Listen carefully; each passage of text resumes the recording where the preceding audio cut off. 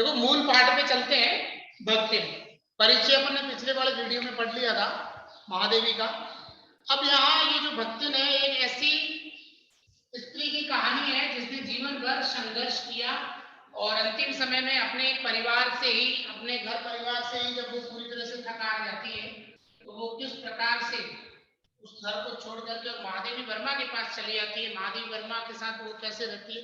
और महादेवी वर्मा के जीवन में कितना परिवर्तन ला देती है, उसके विषय में इसका विवरण है पाठ में। कि छोटे कद और दुबले शरीर वाली भक्तिन अपने पतले होठों के कोनों में दृढ़ संकल्प, पतले होठों के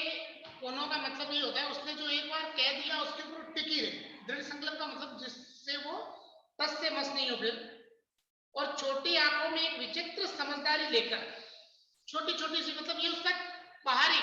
अपन जिसको कह सकते हैं ना चित्र उपस्थित कर रहे हैं, रेखा चित्र जिसको बोल सकते हैं, रेखा चित्र। तो यहाँ पर एक रेखा चित्र बना रही है महादेवी वर्मा कि उसका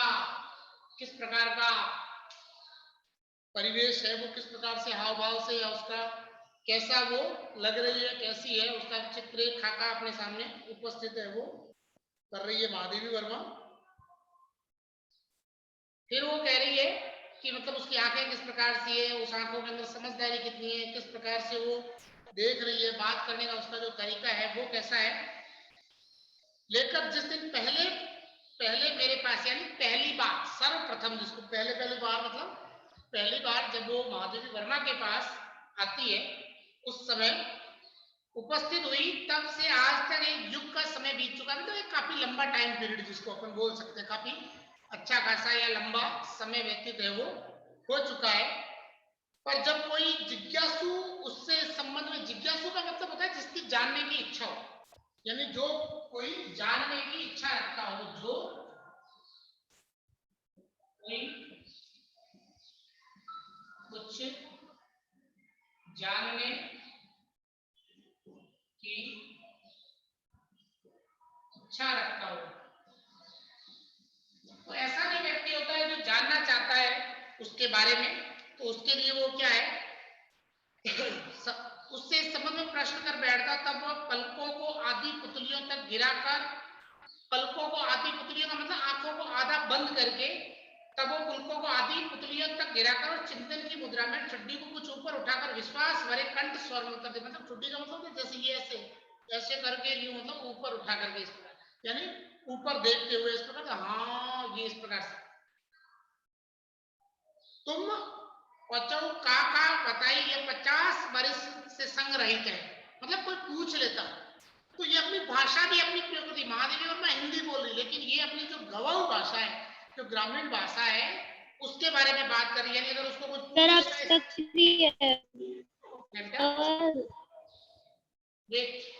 आपकी आवाज नहीं आ रही, तो अगर उसको उस संबंध में कोई पूछ लेता कि भाई तुम यहाँ पर कितने समय से हो या कब से हो महादेवी वर्मा के सामने साथ में, तो वो बड़े विश्वास के साथ उत्तर देती, तुम पचे काका बताई, यानी तुम पचे काका, यानी तुम्हारे को फिर क्या क्या बताऊं, यह 50 वर्ष से संग रहित है, यानी यही कोई 50 वर्ष से साथ में रह रही।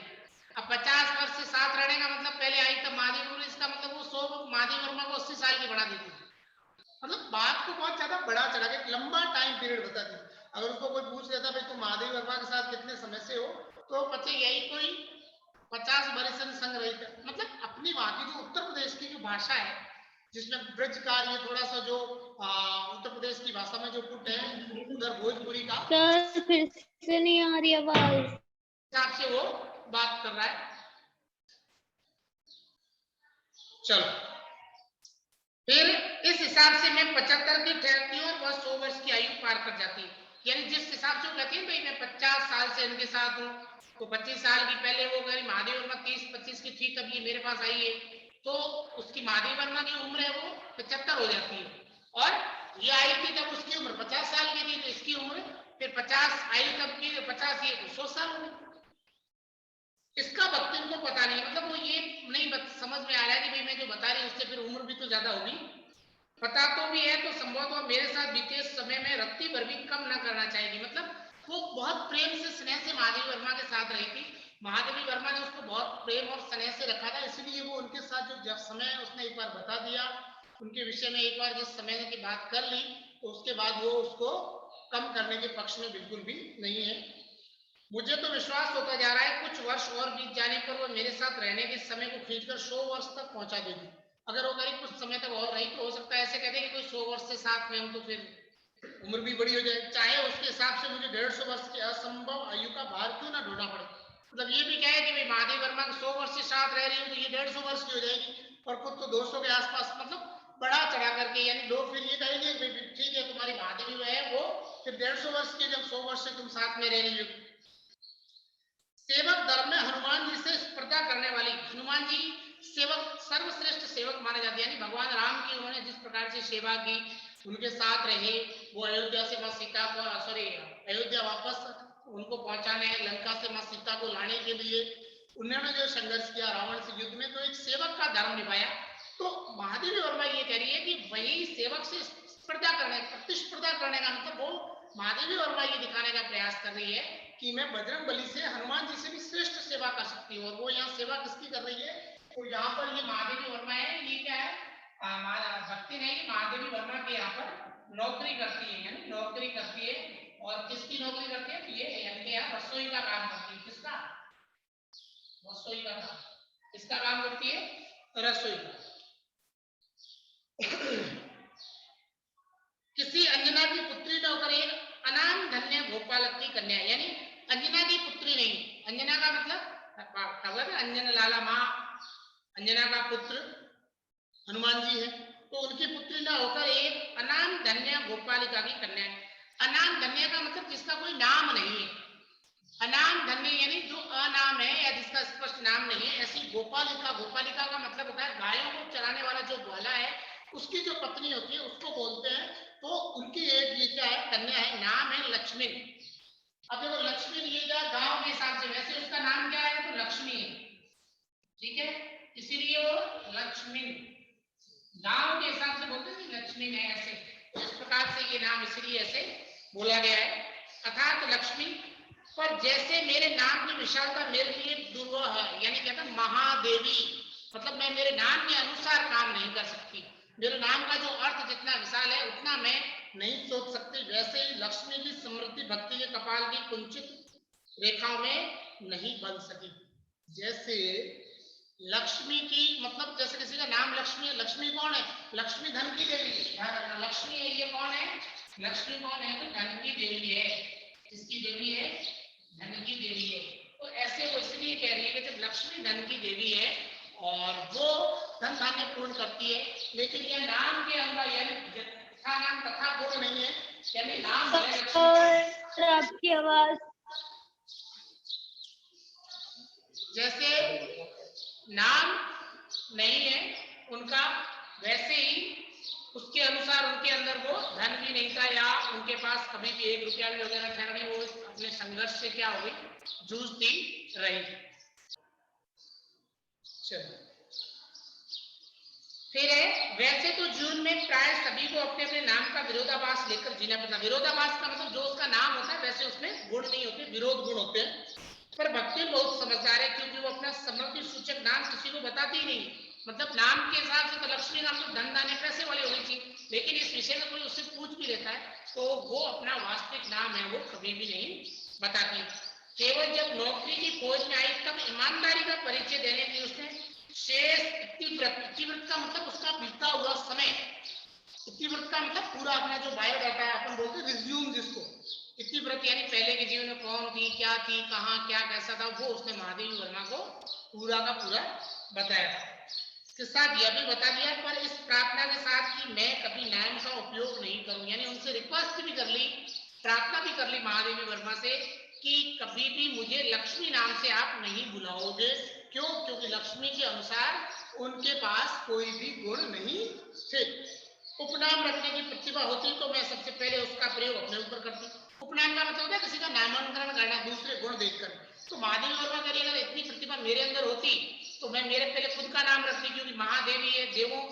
देवियों की देवी महादेवी, जैसे महादेव वैसी महादेवी, तो मैं मेरा रखती, क्योंकि मेरा भी नाम के अनुरूप उतने गुण वगैरह नहीं है। इसी के कारण से वो ऐसा कह रही है। उपनाम रखने की प्रतिभा होती तो मैं सबसे पहले उसका प्रयोग अपने ऊपर करती, मतलब अपना नाम बदलती। इस तथ्य को वो देहातीन क्या जाने, मतलब वो नहीं समझ रही थी, वो ये नहीं समझ रही थी भाई कि ये किस प्रकार से नाम। देहातीन का मतलब था ग्रामीण, तो भक्तिन है वो ग्रामीण परिवेश से आई हुई है, ग्रामीण परिवेश से आई है। इसी से जब मैंने कंठी माला देखकर उसका नया नामांकन किया तो वो भक्तिन जैसे कवित्व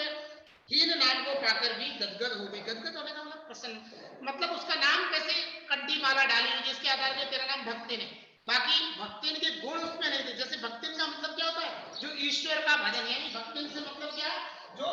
भक्त हो किसका, भगवान का, है पूरी तरह से 24 घंटे उसका भजन करे,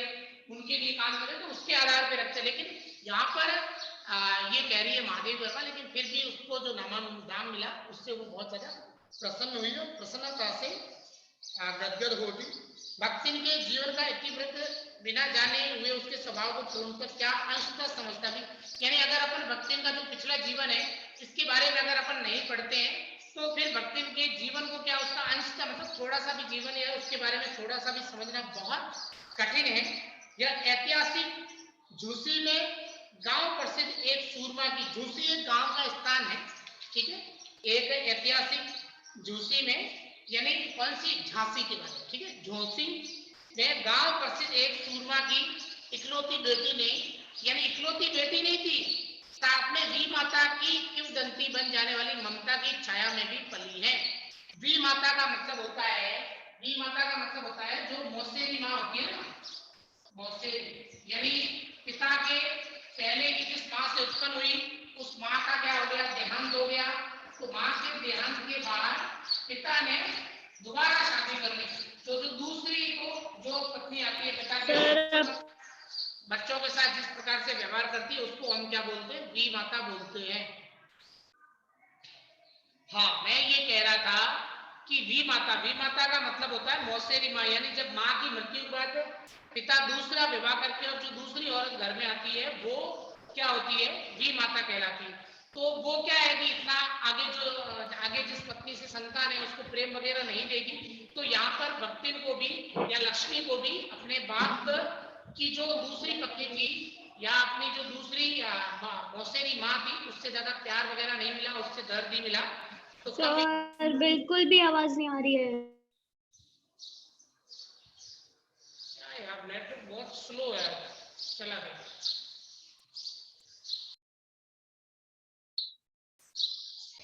तो मैं बता रहा था वी माता का मतलब होता है मौसेरी माँ, यानी माँ की मृत्यु के बाद जब पिता ने दूसरा विवाह कर लिया और जो दूसरी पत्नी आई उसको हम वी माता बोलते हैं, ठीक है। 5 वर्ष की वय में, वय का मतलब होता है उम्र के अंदर, हडिया ग्राम के एक संपन्न गोपालक की सबसे छोटी पुत्र वधू बनकर पिता ने शास्त्र से 2 कदम आगे रहने की ख्याति कमाई। पहले यही होता था, मतलब धर्म ये कहता था कि 10-12 वर्ष की उम्र में लड़की की शादी करके और उसे ससुराल भेज देना चाहिए। तो उसके जो पिता ने भी वहां, मतलब एक हंडिया ग्राम का संपन्न गोपालक, गोपालक का मतलब है गायों को पालने वाला कोई किसान रहा होगा, उसकी छोटी पुत्र वधू यानी छोटे लड़के की साथ अपनी बेटी का विवाह करके और उसको भेज दिया। और उसने कहा भाई चलो मैं इस कर्म से, यानी कन्यादान हो गया मेरा। और 9 वर्षीय युवती का गौना देकर वी माता ने बिना मांगे पराया धन लौटाने वाले महाजन का पुण्य नहीं। और जब ये 9 वर्ष की हो गई तब वी माता ने हाथों हाथ इसको वहां से ससुराल भी भेज दिया, ताकि वी माता को ये डर था कि जो मेरा पति है हो सकता है उसके अंदर से जो इसके पास धन दौलत है उसका हिस्सा कहीं इसको न दे दे, इस कारण से उसको हाथों हाथ ससुराल भेज दिया। जैसे बिना मांगे पराया धन लौटाने वाले महाजन का पुण्य लूटा, मतलब जैसे महाजन का मतलब उदार का है, आपका पैसा है लेकिन आपने मांगा नहीं, बिना मांगे घर पहुंचा के कहता है वाह आप तो कहोगे कितना ईमानदार व्यक्ति है कि मेरे पैसे को समय रहते उसने क्या कर दिया, वापस दे दिया। पिता का उस पर अगाध प्रेम होने के कारण स्वभावतः ईर्ष्यालु और संपत्ति की रक्षा में सतर्क वी माता ने, मतलब पिता थे वो उसके ऊपर बहुत ज्यादा प्रेम रखते थे, स्नेह रखते थे, इस कारण से वो, ठीक है। अब वो फिर आगे कह रही है कि उसको ये दिक्कत था कि भाई संपत्ति बढ़ जाएगी, तो वो चाहती थी उस लड़की को नहीं दो इस कारण से, और संपत्ति की रक्षा में 70 यानी पहले से ध्यान, वी माता का मतलब जो उसकी दूसरी माँ थी ने उनके मरणांतक रोग का समाचार तब भेजा, यानी जब वो बीमार थे, रोग से पीड़ित थे, मरने की अवस्था में तब भेजा जब वो मृत्यु की सूचना भी बन चुका था। मतलब ये तब भेजा कि तुम्हारे पिता बीमार है, यानी तब तक नहीं बुलाया जब तक वो मर नहीं गए। मरने के बाद जब तक उनके पास सूचना पहुंची, जब तक उनके पिता का देहांत हो गया था। रोटने पीटने की अपशकुन से बचने के लिए सास ने भी उसे कुछ न बताया। यानी उन्होंने कहा भाई इसको यहाँ पर ऐसे बता दिया कि तुम्हारे पिता का देहांत हो गया है तो ये रोएगी चिल्लाएगी, इसीलिए उसको कुछ नहीं बताया और सिर्फ ये कह दिया कि तुम्हें तुम्हारे पियर जाना है, बुलावा है। फिर बहुत दिन से नेहर नहीं की, नेहर का मतलब था पियर, मायका। सो जाकर देख आवे, यही कहकर और पहना उड़ाकर सास ने उसे विदा कर दिया। पहना उड़ाकर मतलब कपड़े वपड़े देकर के रवाना कर दिया। इस अप्रत्याशित अनुग्रह ने उसके पैरों में जो पंख लगा दिए, यानी अनुग्रह का मतलब होता है जो इनाम मिला अचानक से बाप के पास घर जाने का, तो बड़ी प्रसन्न हुई और बड़े तेजी के साथ अपने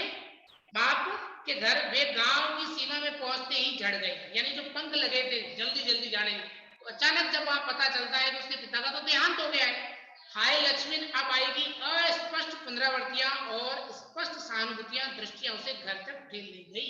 यानी लोगों ने कहा अरे बाप तू तो अब आई, तेरा बाप मर गया और तेरे बाप के मरने के ऊपर भी नहीं आई वगैरह, जबकि था क्या, न तो उसको सूचना भेजी गई थी और जो लेट भेजी गई थी उस समय उसकी सास ने भी उसको ये चीज नहीं बताई।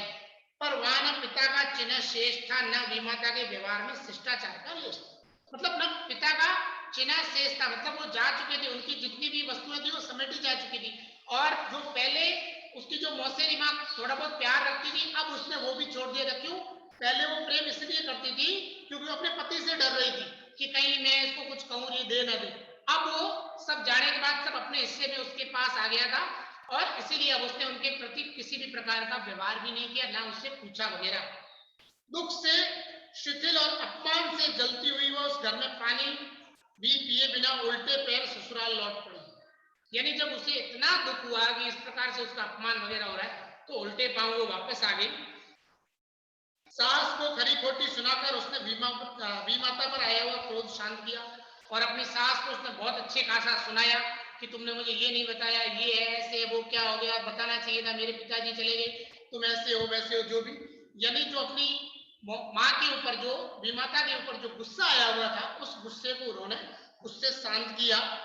सास को खरी खोटी सुनाकर उसने विमाता पर आया हुआ क्रोध शांत किया और पति के ऊपर गहने फेंक फेंक कर उसने पिता के चिर बिच्छों की मर्म व्यथा व्यक्त की। यानी अपने गहने पे उतार उतार के अपने पति के ऊपर फेंक दिए, क्योंकि वो दुखी थी कि मैं मेरे पिता से बिछुड़ गई हूँ। तो चिर बिच्छों का मतलब होता है हमेशा या स्थायी रूप से बिछड़ना, क्योंकि पिता की मृत्यु हो गई थी, इसीलिए फिर वो हमेशा के लिए अपने पिता से क्या हो गई थी, अलग हो गई थी। इसलिए उसने उस व्यथा या दुख दर्द को गहने फेंक करके कष्ट को व्यक्त किया। ठीक है बेटा, आज इतना ही करेंगे, बाकी कल करेंगे।